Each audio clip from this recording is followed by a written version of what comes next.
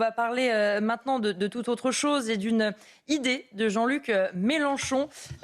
Comment lutter contre la dette? Eh bien, en l'effaçant. Alors, ça semble assez simple quand je vous le dis comme ceci. Évidemment, sans doute assez peu réalisable. En tout cas, Jean-Luc Mélenchon a émis cette idée dans une vidéo datée du 24 juin dernier.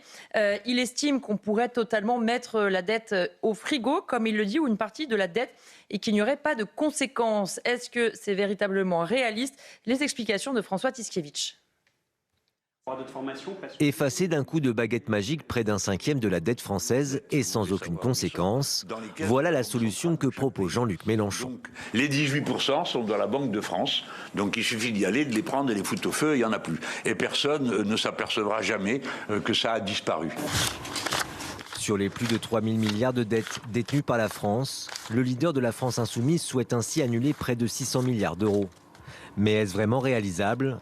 Pas vraiment, car derrière ces chiffres, il y a des investisseurs qui ont acheté des promesses de remboursement de cette dette. Ça veut dire que les investisseurs n'auraient plus aucune garantie que, dans le cadre d'une deuxième opération, on n'annule pas leur dette. Autre conséquence, une inflation démesurée. Mais cette décision aurait comme conséquence une envolée des taux d'intérêt à des niveaux donc inimaginables. Donc évidemment que ce n'est pas sérieux de dire qu'on effacerait donc 600 milliards d'euros d'un coup de baguette magique. Un autre obstacle, et non des moindres, se dresse sur la route de Jean-Luc Mélenchon, le droit européen. L'article 123 du traité sur le fonctionnement de l'Union européenne interdit à la Banque centrale européenne et aux banques centrales nationales d'accorder directement des crédits aux États ou d'acheter directement leurs titres de dette. Une telle décision supposerait un bouleversement des règles de la zone euro et l'accord des autres banques centrales. Voilà l'idée de Jean-Luc Mélenchon. Gabriel Attal, candidat également à l'élection présidentielle pour le parti Renaissance, était en déplacement du côté de la Grande Motte. CNews l'a interrogé. Qu'est-ce qu'il pense de cette idée? Écoutez Gabriel Attal. On savait déjà que Jean-Luc Mélenchon voulait bordéliser la France. Maintenant, il nous confirme qu'il veut aussi la ruiner. C'est quand même délirant ce qu'il raconte. La France est endettée, c'est un fait. Et endettée notamment parce qu'on a un modèle qui nous coûte très cher. Et ce qu'il dit, c'est qu'on va dire à nos créanciers, en fait, on ne rembourse pas. Je crois qu'il dit on va mettre au feu, foutre au feu les titres de dette. Enfin, personne ne peut imaginer une seule seconde que c'est possible. Les Français qui ont eux-mêmes des crédits, les chefs d'entreprise qui ont dû emprunter, ils savent que c'est totalement impossible. Ça nous condamnerait à la plus grave crise que la France a jamais connue.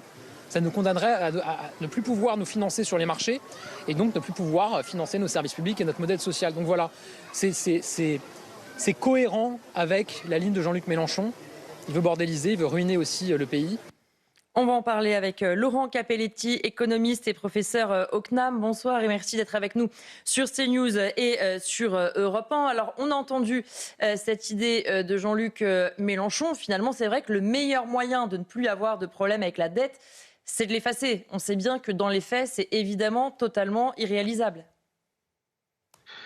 Oui, bonsoir à vous et aux spectateurs. Oui, bon, d'une part, il y a quand même un mérite, c'est que si Jean-Luc Mélenchon dit ça, c'est qu'il reconnaît qu'il y a un gros problème.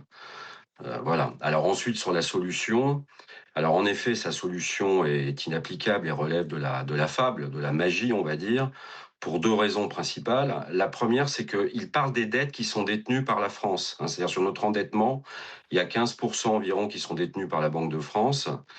Et donc, ça ferait un trou de 600 milliards au niveau de la Banque de France. Voilà, si on annulait en fait cette dette, trou qu'il faudrait combler. Vous voyez, donc en plus, ça servira à rien, premièrement. Deuxièmement, comme ça a été souligné, la Banque de France est insérée dans le système monétaire européen et l'UE interdit en fait de financer de cette façon-là les déficits.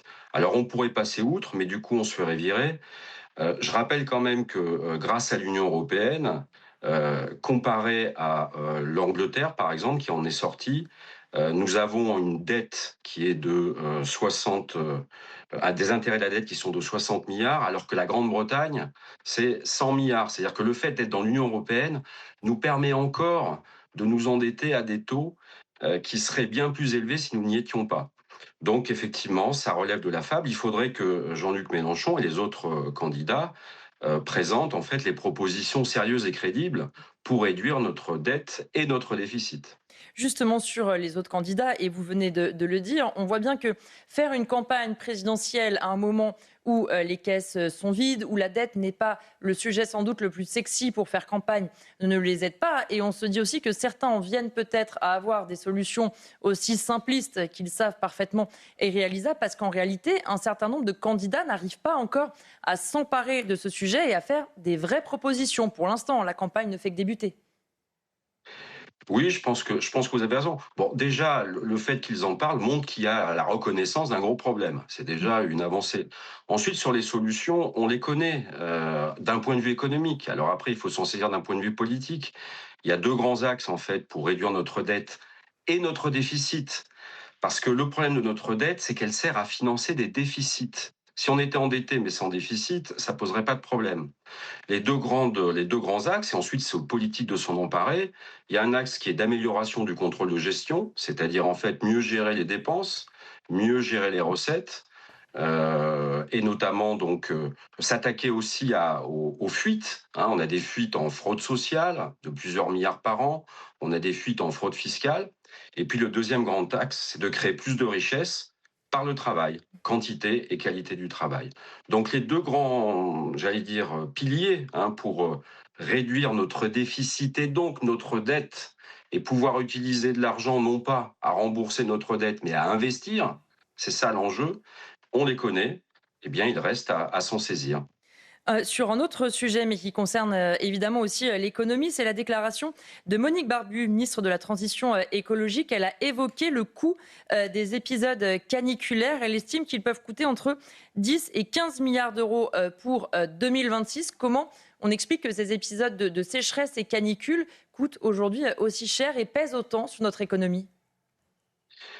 Oui, alors j'étais déjà intervenu d'ailleurs sur le sujet, les coûts cachés effectivement des épisodes caniculaires sur la base de ce qui s'est passé cette année, c'est d'environ, en effet d'ailleurs c'est un peu plus, mais disons 15 à 20 milliards d'euros par an. Mais ça s'explique par le fait en fait qu'on a bien évidemment en fait des problématiques sanitaires, donc on a quand la température augmente en fait on a des malaises, on a des soins en plus à prodiguer, il y a de l'absentéisme au travail, donc de la non-production, il y a des surcoûts. Et puis ensuite, les conséquences directes, j'allais dire, de la canicule se traduisent par des sécheresses, donc il y a un impact sur l'agriculture. Ça se traduit par des incendies, hein, on le voit ô combien, et donc là encore avec des surcoûts d'intervention. Et quand on fait la somme de tout ça, on arrive en effet à un minimum de 15 milliards à 20 milliards d'euros par an. C'est confirmé par les assureurs hein, qui ont travaillé sur le sujet. Donc je confirme ce chiffre en effet. Merci beaucoup Laurent Capelletti d'avoir été avec nous et pour toutes ces analyses. Un mot rapide chacun, Joseph et Lara, d'abord sur cette proposition de Jean-Luc Mélenchon. Alors forcément, j'espère qu'il sait que ça n'est pas réalisable. En revanche, pour le commun des mortels, ça a l'air très sympathique comme proposition. On nous parle de la dette tout le temps, on l'efface et on repart à zéro. Ça a déjà été fait, hein. Ça s'appelle les emprunts russes. Bon, ça a ruiné des millions de personnes. Et la Russie, ensuite, plus personne ne voulait lui prêter un kopek, puisque quand je ne rembourse pas ce que je dois, la confiance n'est plus là. Et en économie, quand il n'y a plus la confiance, tout s'écroule. Mais au-delà des délires de Jean-Luc Mélenchon, c'est la réponse de M. Attal, M. Attal, il répond en disant c'est un peu du n'importe quoi, et il termine, oui, parce que il faut qu'on puisse continuer à emprunter pour pouvoir investir et pour le social. M. Attal, il faudrait peut-être se dire qu'il faut cesser de vivre d'emprunt. Oui. Alors ça ne va pas se faire du jour au lendemain, mais où et comment va-t-on faire des économies pour avoir des budgets en équilibre? Ça devrait être ça l'ambition. Et c'est ça la question, évidemment, Lara Tchekov. Oui, évidemment, la réponse de l'un comme l'autre n'est pas cohérente. C'est vrai qu'après annulation d'une dette, en fait, les prêteurs pourraient très bien penser, et si la France ne nous rembourse pas non plus une deuxième fois, en fait. Donc, ils nous prêteraient plus cher et avec plus d'intérêt. Donc, en résumé, effacer une partie de la dette temporairement, finalement, ça ne règle pas le problème principal, qui est que la France dépense plus qu'elle ne reçoit.